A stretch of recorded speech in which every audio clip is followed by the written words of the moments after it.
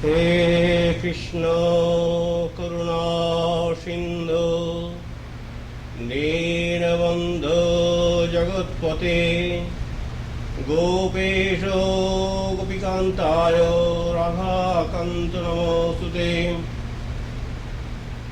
Om Shanti Shanti Shanti Harihi Om Tat Sat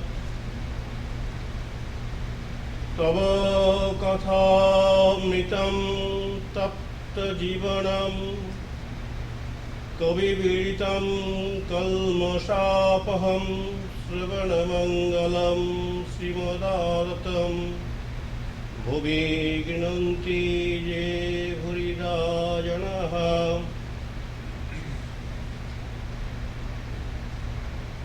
O Lord, thy nectar-soaked words invariably soothes the aching heart of the people scorched by the fire of worldliness.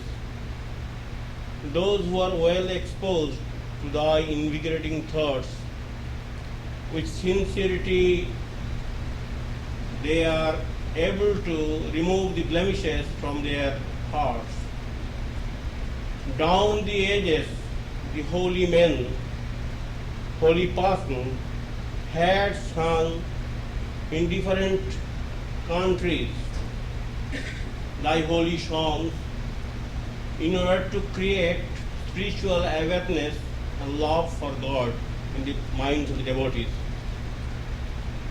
They are the highest benefactors of human society who constantly dwell on the sacred theme. May we all be able to understand the deep significance and import of the Gospels in the scheme of spiritual well-being. Let us meditate on this theme.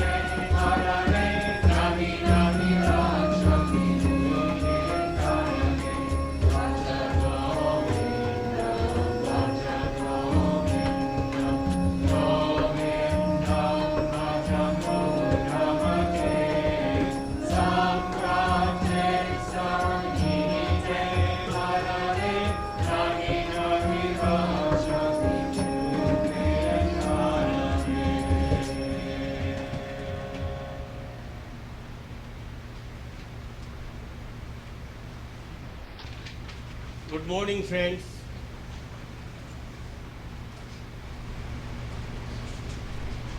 In spite of the summer heat, we are happy to be here.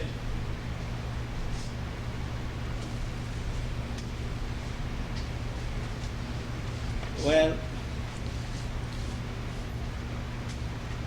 today being the auspicious day,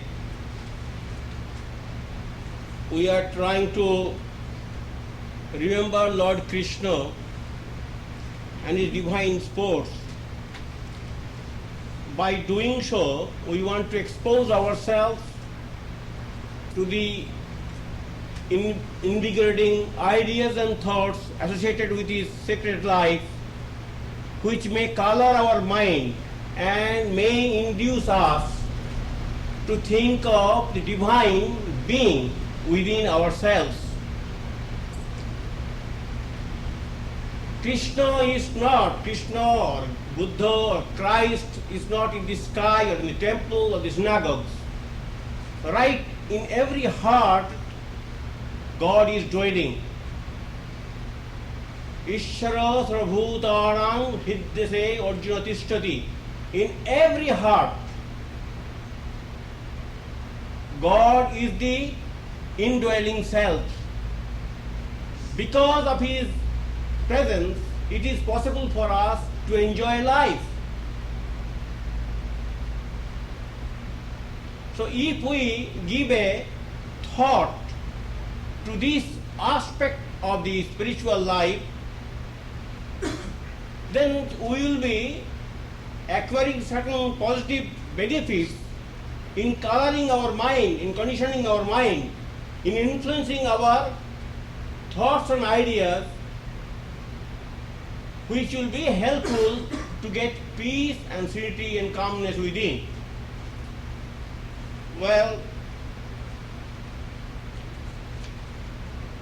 it is reported by the sober historians that he was born at least 1,500 years before Christ.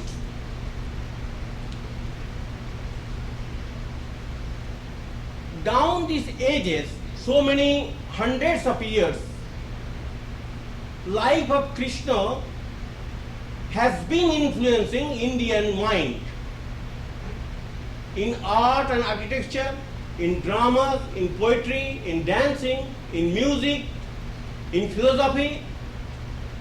Everywhere you will find that Krishna has entered into. Krishna has influenced. Krishna has expressed himself in those areas of culture. Krishna is both intensive as well as extensive. He lived long. It is reported that he lived 125 years. It is not his span of life that counts much, but he also lived intensely in various ways. He had got profound interest for life. So he was not tired of life. He was not sick of life. He enjoyed life and gave enjoyment to others to find fulfillment in life by having some spiritual orientation. I am quoting from Vivekananda. You will find that Sages of India in volume 3rd, Krishna was the most wonderful monk and the most wonderful householder in one. He had the most wonderful amount of rajas, power, and was at the same time living in the midst of the most wonderful renunciation. Krishna, the preacher of the Gita, was all his life the embodiment of the song celestial. He was the great illustration of non-attachment, a great landmark in the history of religion, the ideal of love for love's sake, work for work's sake, duty for duty's sake, and it for the first time fell from the lips of the greatest of incarnation, Krishna, and for the first time in the history of humanity on the soil of India. His was the first heart large enough to see truth in all. In Krishna we find two ideas supreme. The first is the harmony of different ideas. Second is non-attachment. He does not need anything. He does not want anything. He works for what's sake. He is the most rounded man I know of, wonderfully developed, equal in brain and heart, hand. Every moment of his life is alive with activity. 5,000 years have passed and he has influenced millions and millions. My regard for him is for his perfect sanity. No cobwebs in the brain, no superstition. He knows the use of everything. So in nutshell we get that he was a great synthesizer. We have found many scholars, philosophers down the ages in all countries. But few, if there is any I should say, have been able to discover the synthetic view of life where brain, heart and hand can work together. In Bhagavad Gita you will find that great idealism has taken concrete form. It does not give you a parochial view of life. It helps you to develop your spiritual potentialities along with your secular interest. It does not take away any lifestyle which may prove to be inimical to spiritual growth. It only says that spiritualize your emotion no matter where you are and in which field you are living. So if we know the spiritual motivation, we will be able to influence our senses, minds and hearts in that direction. By discovering the synthetic view of life, we can enjoy emotionally, mentally and intellectually and spiritually. That's the greatest gift which we find from him. Of course, another gift, as Swamiji has mentioned, that non-attachment. Well, the world is a passing soul. None of us is capable of making it stationary. It is always moving and moving. So in this constant movement, we have to find out something which does not move, which is immobile, not in the ordinary sense, which is static, which is not subject to fluxes. And that is called God. And that God is within our heart.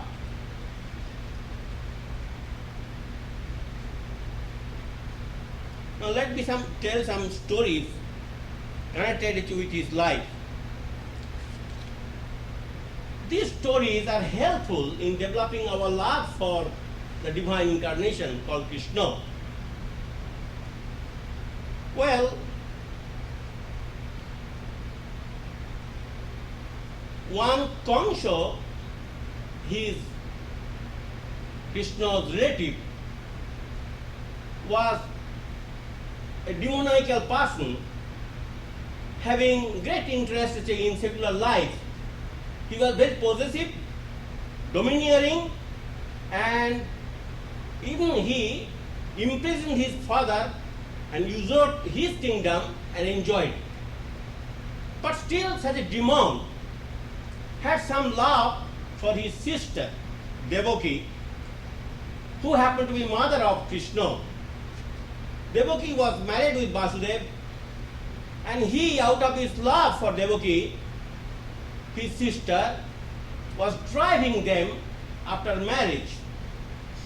While enjoying this drive, an oracle, a divine message came, and he heard that you are driving this couple, a child will be born out of their life, and you will be killed by that child. So he was flabbergasted, astonished, and then he wanted to kill both his dear sister along with her husband. Husband beg the life of his wife. Tell, all right, if child comes to our family, we shall hand over the child and then to you. So you can do whatever you like. So you should not be threatened by its existence. We are prepared to accept that. We give the assurances to you. So he was little calm and quiet. He thought, yes, there is some meaning. Let us see.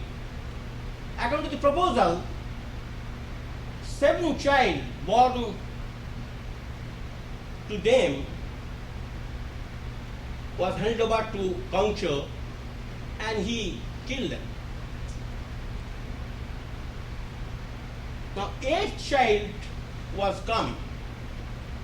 Krishna was very much, Kancha, his enemy, was very much suspicious that this child, 8th child, it may be his killer. So he put them in a prison. He was guarding their life so that they cannot go out. They were censored. But in spite of that, a child was born in the prison. And the child, as we find in every case of divine existence, we find mystery. Life is permeated by mystery. Our personal life also is mysterious. We do not understand our own personal life. In fact, we don't understand anything in the world. Not even one atom or leaves. We don't understand it. Anyway, the child told to his parents that you can keep me other side of the Jamuna and you can exchange one girl born this night, and in that way you can save my life. According to the commandment of the newborn babe, he was placed in Mathura by Vasudeva, his father, and in exchange that girl was brought and kept in the prison, and the girl was handed over to Kansa next day.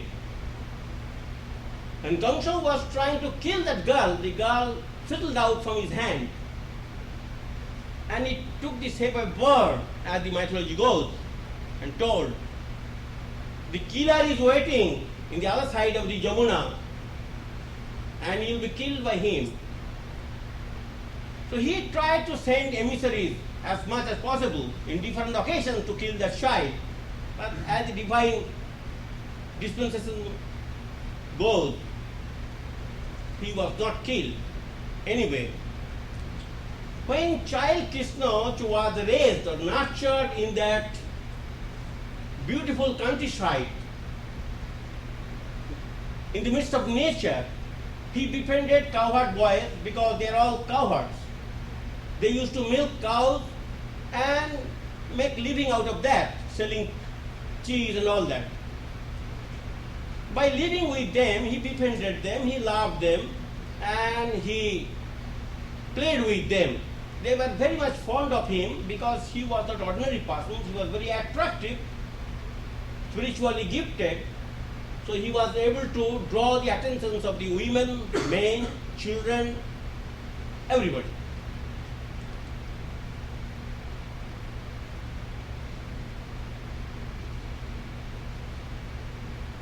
Now, before I state all these things, I'd like to say that why this drama? Why he was imprisoned, his parents were imprisoned, why he should be rescued in that way, if he is a divine being, all powerful, omniscient and omnipotent, he could have killed Kamsa, his detectors, then and then. Well, drama has got meaning. Let us try to see the meaning. Well, life is one aspect and death is another aspect. God can be found out by the enlightened soul both in life as well as in death.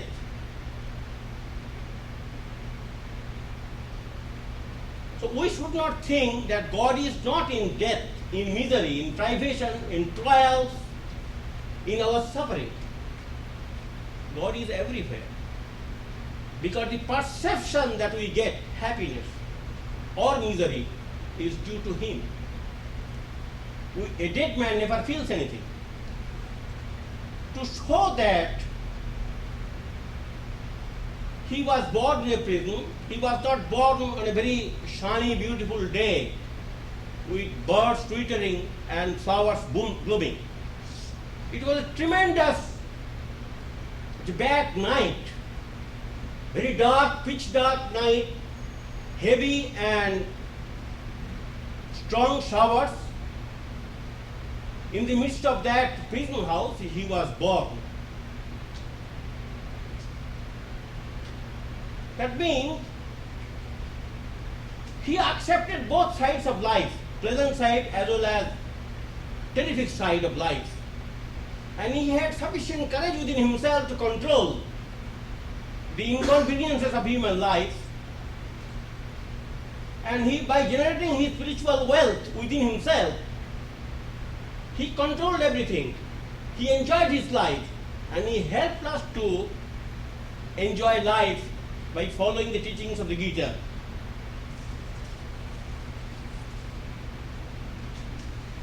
Well,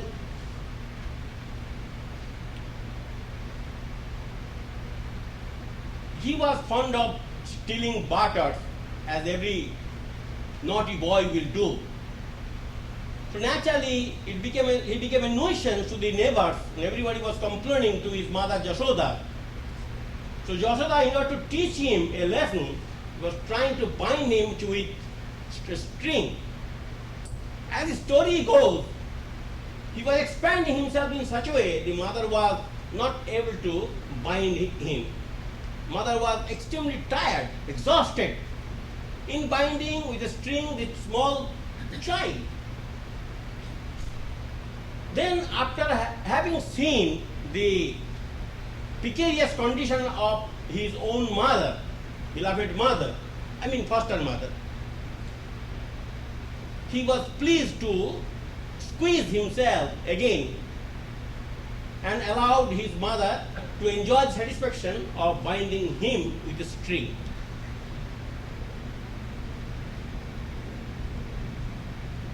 He used to play with the cowherd boys in the neighboring fields. They were very dear to him. Whenever they will find some flowers or fruits, they will bring and give him. One day he sent his friends to the neighboring village to bring some alms because they were hungry. And in those days, there are Brahmins. They were performing some yajnas, some worship, some sort of rituals in order to please God. When they broached the problem that Krishna has sent us for some alms, he is very hungry, they say, wait, let us finish our rituals. We are now conducting all these things. We cannot be spared from this duty to give alms. So they went back to Krishna. Krishna told, well, these fellows do not understand anything. They are following some rituals. You please go to the ladies' quarter. So when they approached his friends, they said, well, Krishna is hungry. Take these butters and sweets and all that. So he was very glad to eat all those stuff by sharing, of course, with his friends. And when the Brahmins came home after performing their duties, they were told by their women in the family what has happened. It's a very beautiful passage in the Bhagavatam you will find. Marvelous passage. Marvelous if we try to understand it. That these Brahmins were very scholars. They were following their own routines, conventional patterns of life in order to propitiate God, worship God, communion with God. But because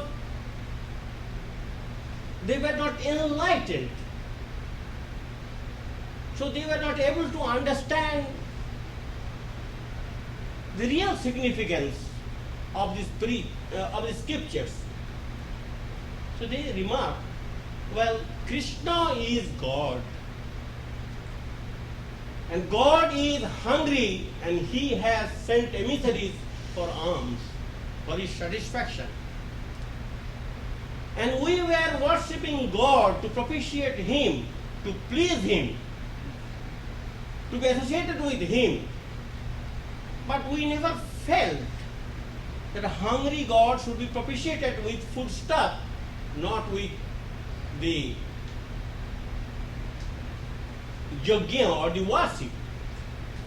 And the women, actually that's standard of that period in Indian life. Don't take it seriously. They are ignorant. They are bereft of scholarship. They have got no efficiency.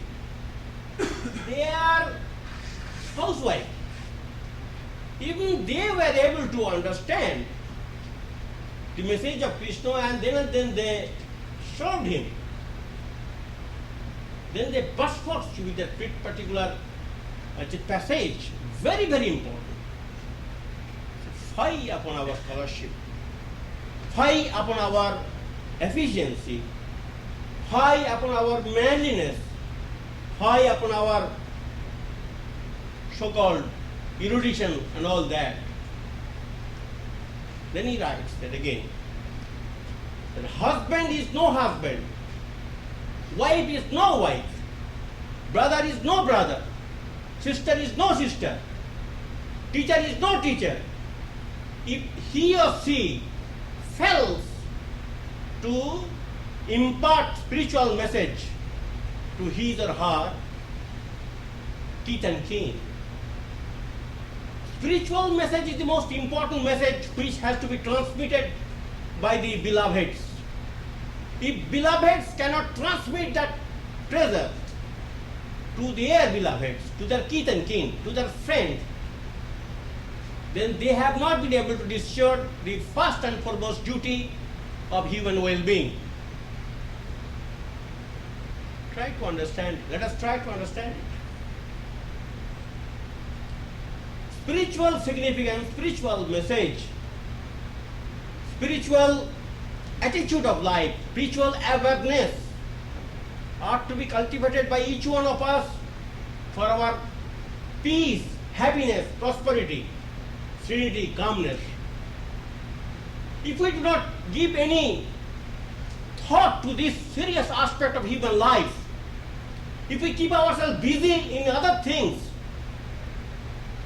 we have nowhere to get peace which we are searching. So it is mandatory for a father, for mother, for wife, for husband, for anybody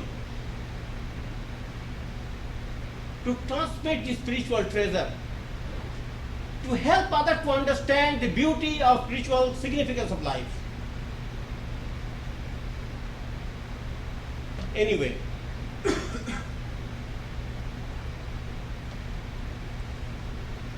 Krishna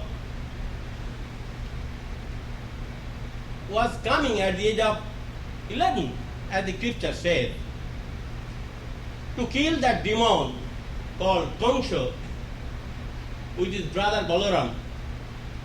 When they were in the field to give a battle with the opposition party, there are many reputed wrestlers were there. Beautiful passages there in Bhagavatam. Krishna is standing there, and in those days, as the trophy takes place, we go to stadium to enjoy the game. So people assembled there. So the opposite party, Kamsa passed, he was witnessing a veritable death in Krishna. The wrestlers saw in him a punisher. The kings who were supporting Kamsa, they also saw in him a punisher. His father and mother saw in him a child. The cowherd boys and the families, they saw in him their kinsmen. And the women saw in him their beloved. Not that everybody was witnessing the same thing simultaneously.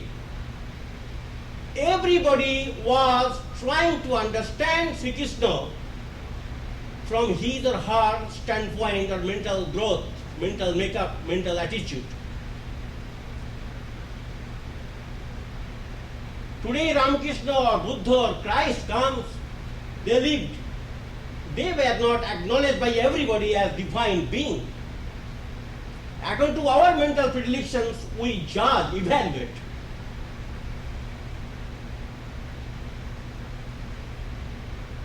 There was, the great battlefield Kurukshetra, where 2.5 million of soldiers rallied round Duryodhana, the wicked person who wanted to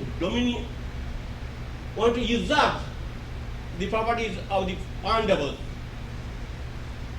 He was a tyrant ruler, and Krishna supported the virtuous boys, 5 Pandavas. They had only 1 million soldiers. You see that? Krishna, being unarmed, he took the post of a charioteer to drive the chariot of Arjuna unarmed. And the military power was annihilated in the battlefield of Kurukshetra, which lasted 18 days. It is reported that 3 persons lived out of 2.5 million in the side of Duryodhana and 7 persons in the side of the Pandavas. That was not all. Still, the military-minded people were there in India.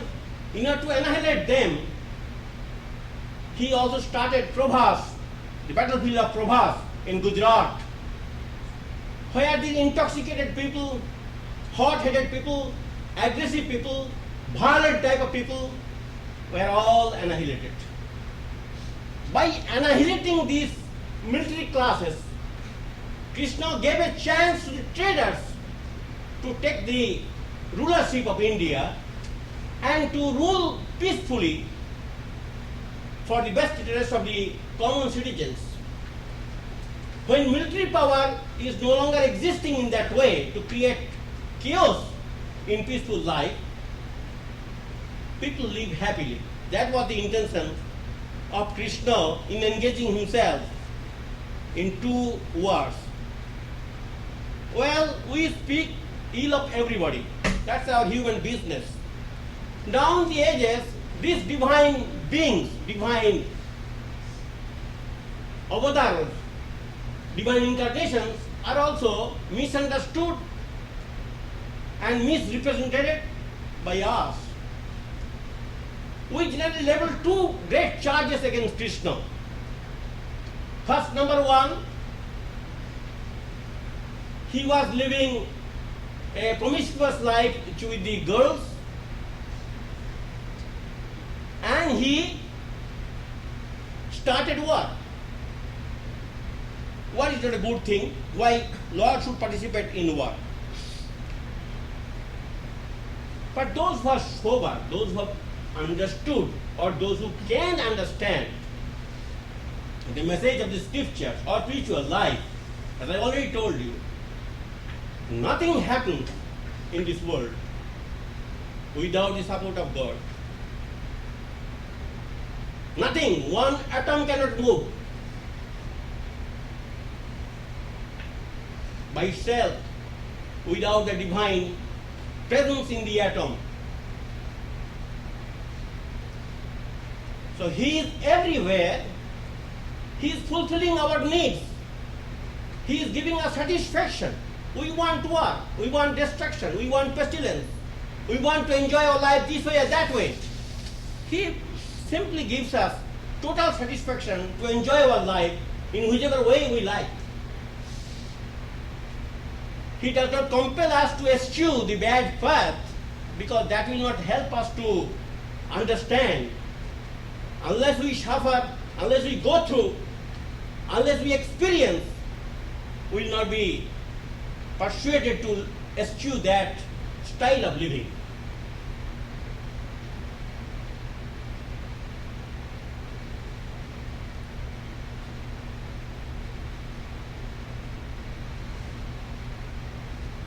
great Basher, who is an erudite scholar, you will find that Mr. Brooke, a great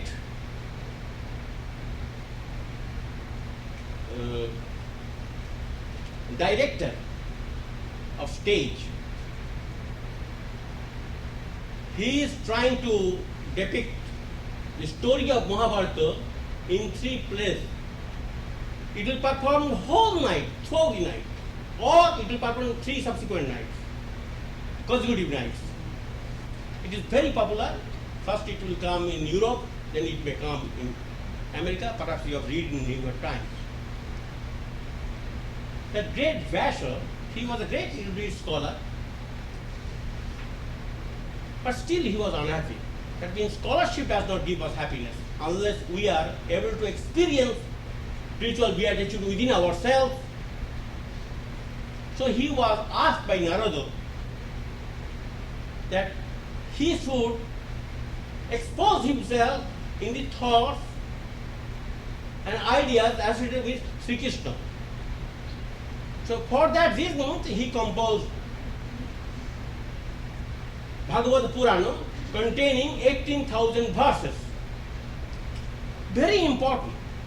There may be some silly stories here and there, but very, very important. Just like the Upanishad of Gita. So what is this message? We know Upanishad has declared God exists. But Upanishad has not declared that God exists in a human form, or God can incarnate himself in as a human form. That is told in Bhagavati, in Purana, in mythologies. Then how to love that God? How to come near to him? How to befriend him? How to accept him as our very own? By thinking about his divine sports, we may be tempted to love him. When we are exposed to those thoughts and ideas, we create a new type of mind, new type of awareness, new type of attitude, which helps us to love God. God is not an abstraction. It is not a hypothesis. It is not a concept of mind. It is not postulation. And by reading about his divine posts, in any gospel you like, you can develop your spiritual sensitivity and you can develop your spiritual life. And Bhagavatam also serves another purpose, how infinite takes a finite form. The concrete exemplification of the infinite assuming a finite form. Well, Sri Ramakrishna has told that the message of the Gita is non-attachment. As Swamiji also told that non-attachment has to be practiced by each one of us if we want to be happy in our personal life. We all know that, the value of non-attachment. But difficult for us to control our emotions, that's why we suffer. But if we want to put an end to our suffering, we have to pinpoint our attention to this great teaching which expects us to cultivate that non-attachment. And then the synthetic view of life. We have got emotions, we have got sensuous urges, we have got mental agitation, we have got intellectual pursuit, we have got spiritual hankering. Everything can be directed towards God. Everything can serve the purpose of God. Everything can be utilized for developing our spiritual awareness. Nothing can be left out. Nothing need be left out. So how to do that? Gita gives a beautiful teachings how to discipline our emotions, how to think of God in our mind while we are engaging ourselves in different fields of activity.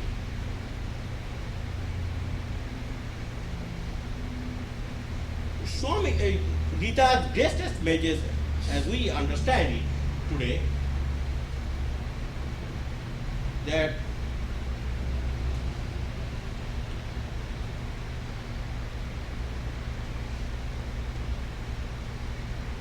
Jato pravritti bhutanam,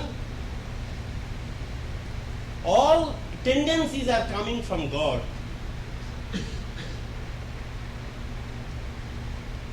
And then he says that Shakarpana tamabhasya siddhing bindati manava. By doing your own work allotted to you as a housewife, as a clerk, as a dancer, as a musician, as a man of science, as a person in any field of life, everybody has to work. Everybody has to make his or her living. Work is a mandatory. Nobody can escape work. Jato pravritti bhutanam jena sarvidam tatam shakarpana tamabhasya siddhing bindati manavo. 18th chapter, 46th verse. Please remember that and open the book and try to understand it, what Krishna says. By offering your karma, what you are doing, you can serve God. You can better your spiritual life. You can make a successful spiritual career. These limbs are created by God. These limbs are engaged in some task which is useful for the community. By keeping myself as an instrument in helping the community, in discharging responsibilities, in doing work, I am gradually transforming myself, making myself pure, and trying to serve the same God who has given me the impulses and by which everything is sustained. Everything is sustained by that divine ground.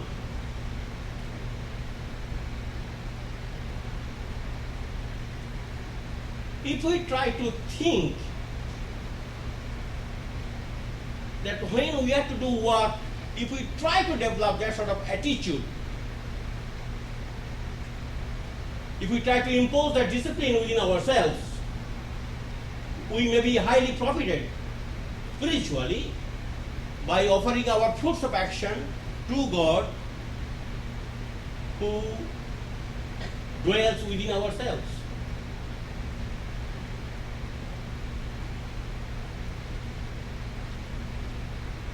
There are many teachings. For every man you will find some sort of nuggets of gold scattered throughout the books called Gita. So we all know that God exists, but we do not know how to feel that existence within ourselves, how to enjoy His companionship, how to boost up our spiritual life, how to enter into meaningful dialogue with that divine ground, or how to radiate the divine culture around us, within us. As Mahatma Gandhi used to read each verse for many months, he read 40 years Bhagavad Gita, not as a scholar, but to understand the import of every sentences, verses. And by doing so, he disciplined himself in such a way, developed spiritual awareness in such a way that he enjoyed his life and left a rich legacy to the posterity, how to be unattached while we are compelled to accept many obligations in worldly life. So Krishna had dual life or double life. One is pastoral life and another is public life. Most of the people in India are so much attached to the pastoral life, they read that sort of scenes and anecdotes connected with the pastoral life. But Swami Vivekananda told us that, well, the other side of the life of Krishna is there, public life, so where he was found to be engaged in duties, how to have peace in the society, how to develop a synthetic attitude within ourselves, or how to enjoy the prosperity of human life by having peaceful means of achievement. That great life, whether he was born in this century or that century does not matter, whether born in this country or that country does not matter. The great exemplifier of truth. In one sense, he is definitely, as Swamiji said, a better divine denizen to teach us how to proceed our life in this particular age. He was not escapist. He is not asking us to run away from the battlefield of life. He asks us that, well, accept this battle with courage, with fortitude, with patience, with enlightenment, and try to develop your latent spiritual forces by disciplining yourself. As a householder, as a man of action, as a man of word, you can make tremendous spiritual progress provided you are able to learn the skill of making yourself calm and quiet in the midst of formidable odds. That lesson is there in the Gita. So Swamiji says he was an incarnation of non-attachment. At the same time, he was a peaceful person, enlightened person, Yogeshwara Krishna. He was a yogi. He was unaffected. He was nonplussed. How he maintained his calmness, how he maintained his sanity, how he maintained his dignity of life, how he was able to maintain his spiritual motivation while he was in the thick of fights. That's the art he has taught us in the Bhagavad Gita. If we are willing, we can learn the secrets, the technique which was learned by Mahatma Gandhi and which is being learned by 100,000 people down the ages in all countries. How to enjoy peace and serenity within ourselves, although we are living in society. So anyway, by reading such great lives, by pondering over their spiritual excellences, by loving them, by serving them, by worshipping them, we are highly profited spiritually. And that spiritual message is the most important message which we have to hear. As we have told you, that in this particular world, in this particular era, we have got everything. Everything, nothing is lacking. In the midst of plenty, we are poor. We are not able to enjoy our life. We are embittered. We are restless. We are sick of life. We can be highly profited by understanding the spiritual dimension of human life, and by bettering our spiritual life, we can enjoy our life and radiate that heightened spiritual life for the benefit of the others. May we all be able to comprehend the spiritual significance of human life and spend our energy as much as possible, as often as possible, as intensely as possible to intensify that art, that passion, that aspiration. That will help each one of us. Thank you.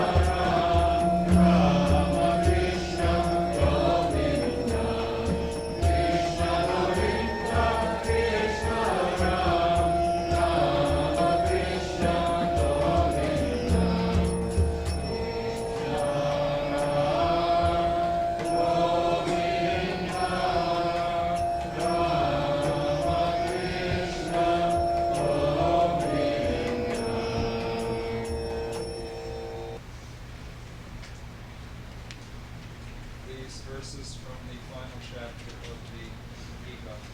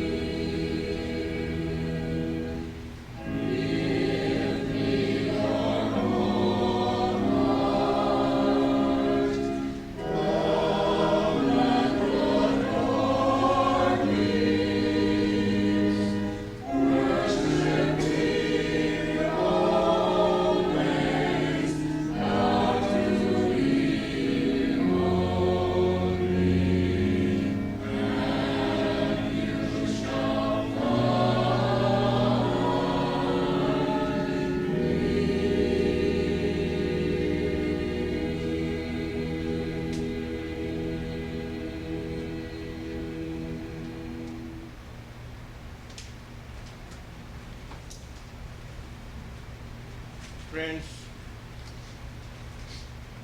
we are very happy to be here after the long summer vacation. And I wish you all happy and enlightened spiritual view of life which can be cultivated by developing our spiritual awareness, that being the main purpose of human life, notwithstanding summer and winter, happiness and misfortune, we have to cling to that goal of life. I should say, out of infinite grace of God, it is possible for us to be back here, and out of His grace, it is possible for us to engage ourselves in His business, in talking about Him. Our hearts are definitely purified when we are exposing ourselves to these thoughts and ideas. Let us have peace invocation.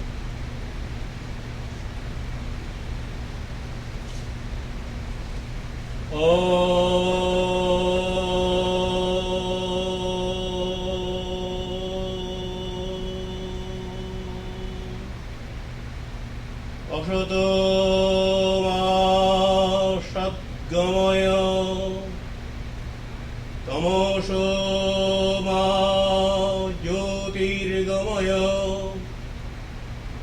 mrityormaya mitangamaya aviravairvedi Rudra yatte dakshinang mukhang tenavang pahinityam Om Shanti Shanti Shanti Harihi Om Tatsat. May He who is the Father in heaven of the Christians, Holy One of the Jews, Allah of the Mohammedans, Buddha of the Buddhists, Tao of the Chinese, Aura Mazda of the Zoroastrians, and Brahman of the Hindus, lead us from the unreal to the real, from darkness to light, from disease and death to immortality. May the all-loving being manifest Himself unto us. May the all-loving being manifest Himself unto us. May the all-loving being manifest Himself unto us and grant us abiding understanding and all-consuming divine love. Peace, peace, peace.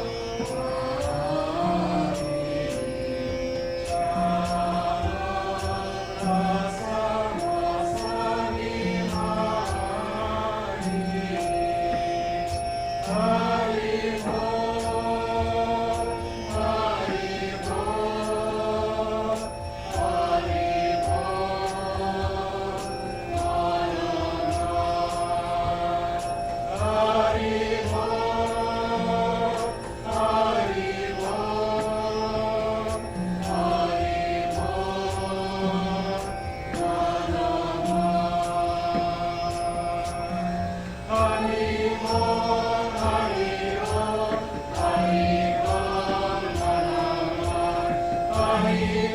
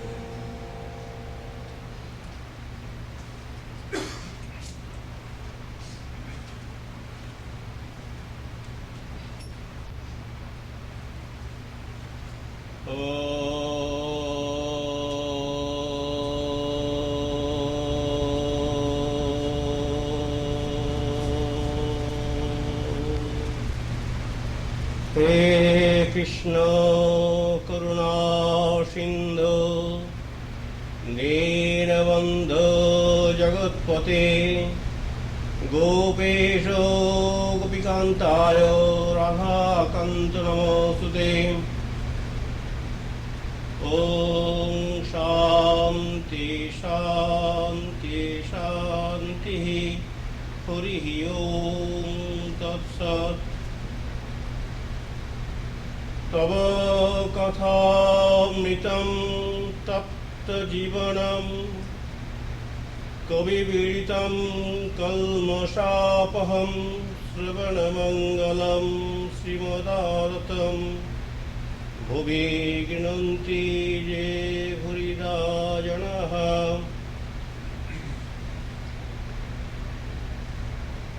O Lord, thy nectar-soaked words invariably soothes the aching heart of the people scorched by the fire of worldliness. Those who are well exposed to thy invigorating thoughts, with sincerity they are able to remove the blemishes from their hearts. Down the ages, the holy men, holy persons had sung in different countries thy holy songs in order to create spiritual awareness and love for God in the minds of the devotees. They are the highest benefactors of human society who constantly dwell on the sacred theme. May we all be able to understand the deep significance and import of the Gospels in the key of spiritual well-being. Let us meditate on this theme. Govinda,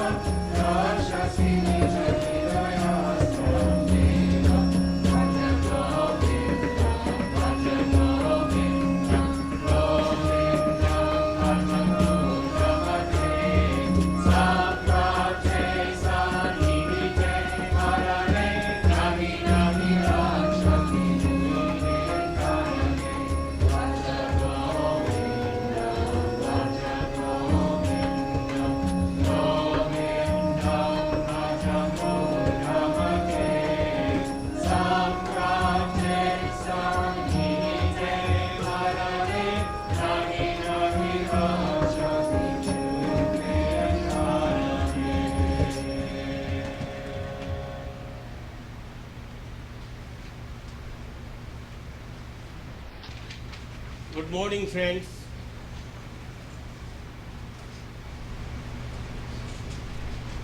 In spite of the summer heat, we are happy to be here.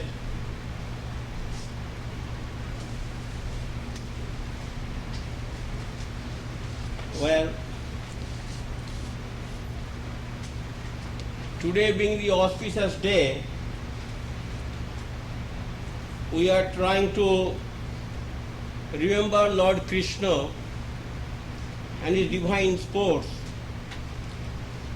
By doing so, we want to expose ourselves to the invigorating ideas and thoughts associated with his sacred life, which may color our mind and may induce us to think of the divine being within ourselves. Krishna or Buddha or Christ is not in the sky or in the temple or the synagogues. Right in every heart, God is dwelling. Ishvara sarvabhutanam hridyase arjuna tishtati. In every heart, God is the indwelling self. Because of his presence, it is possible for us to enjoy life. So if we give a thought to this aspect of the spiritual life, then we will be acquiring certain positive benefits in coloring our mind, in conditioning our mind, in influencing our thoughts and ideas, which will be helpful to get peace and serenity and calmness within. Well, it is reported by the sober historian that he was born at least 1,500 years before Christ.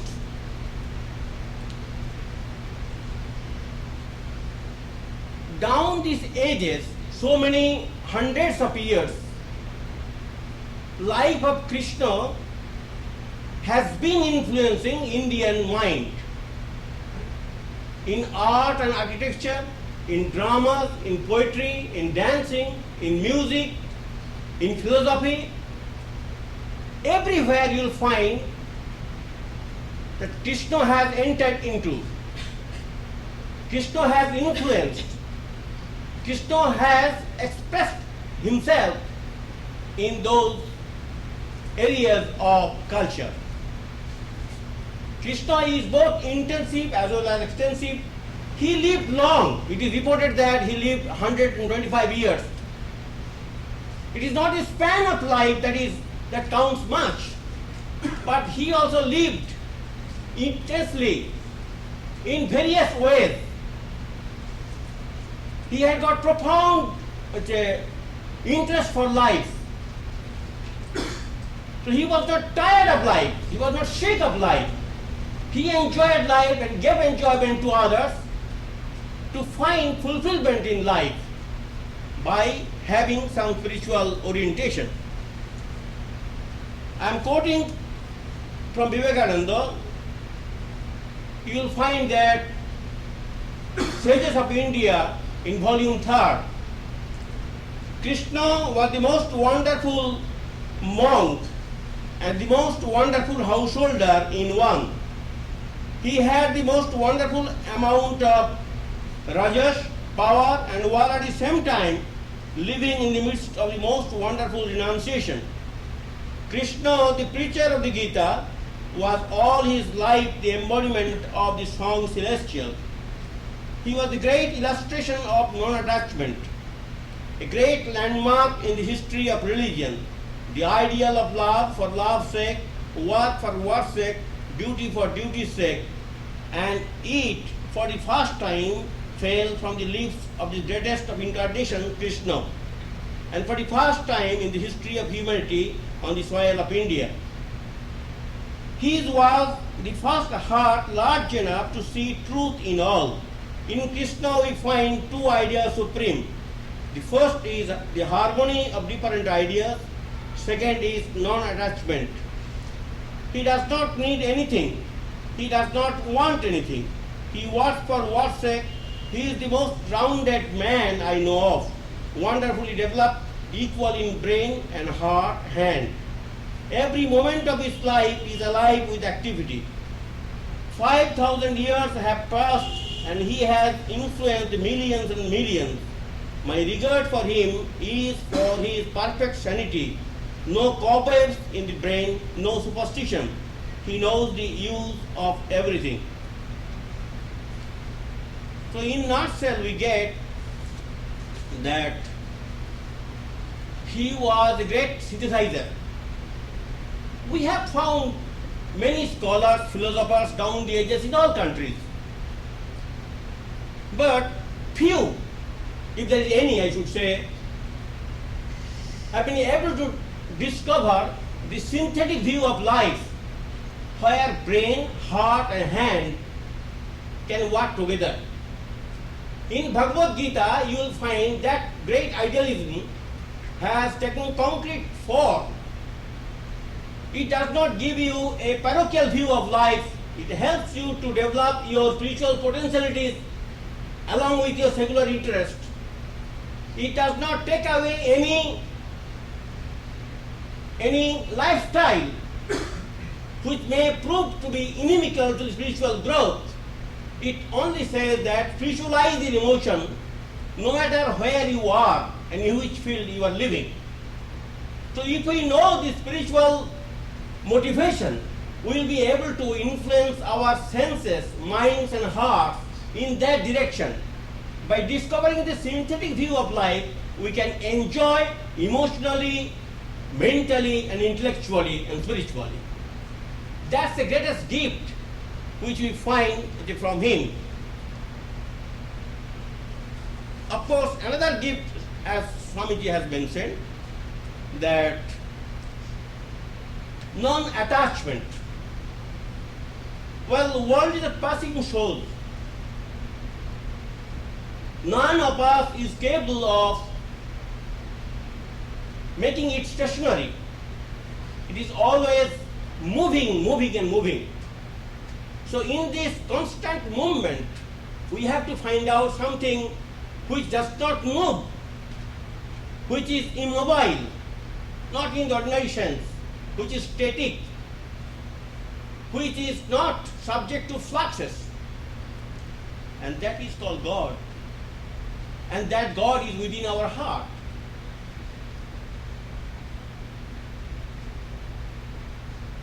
Now let me tell some stories connected with his life.